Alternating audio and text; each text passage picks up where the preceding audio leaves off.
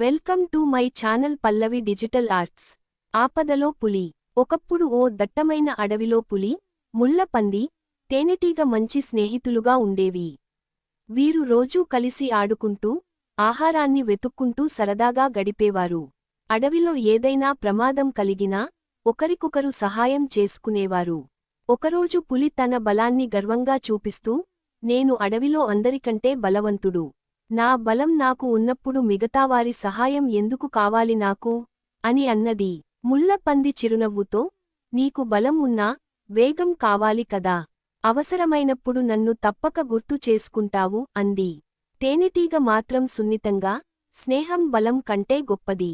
బలం ఒంటరిగా కాక, ఐక్యంగా ఉంటేనే గెలుపు సాధ్యమవుతుంది అని చెప్పింది. అలాగే రోజులు గడిచాయి. ఒకరోజు పులి అడవిలో ఏకదాటుగా పరుగెత్తుతూ వెళ్లి, అనుకోకుండా వేటగాళ్ల పొంచి ఉన్న పొరలో చిక్కుకుంది. వారు అడవిలో వల వేసి పెట్టి వెళ్లారు. పులి ఆ వలలో చిక్కుకుపోయింది. ఎంత ప్రయత్నించినా, ఎంత బలంగా లాగినప్పటికీ అది విడిపోలేదు. పులి భయంతో గర్జించింది. ఆ గర్జన విన్న ముళ్లపంది వెంటనే అక్కడికి పరుగెత్తుకుంటూ వచ్చింది. పులిని చూసి, నిన్ను విడిపించేందుకు నేను ప్రయత్నిస్తాను అని చెప్పింది. ముళ్లపంది తన పదునైన కొమ్ములతో వలని తెంపాలని అనుకుంది. కాని, వల చాలా గట్టిగా ఉండటంతో అది తెగలేదు. అప్పుడు తేనెటీగ తన వెంట ఉన్న తేనెటీగలన్నింటినీ పిలిపించింది. తేనెటీగలన్నీ కలిసి వలని చిన్న చిన్నగా కొరుకుతూ కోయడం మొదలుపెట్టాయి. కొద్దిసేపటికి వలకి చిన్న చిన్న బీటలు పడ్డాయి. ముళ్లపంది తన కొమ్ములతో మరింత గట్టిగా లాగడంతో వల చివరికి తెగిపోయింది. పులి విముక్తమై ఊపిరి పీల్చుకుంది. సిగ్గుతో, నేను నా బలాన్ని మాత్రమే నమ్ముకున్నాను.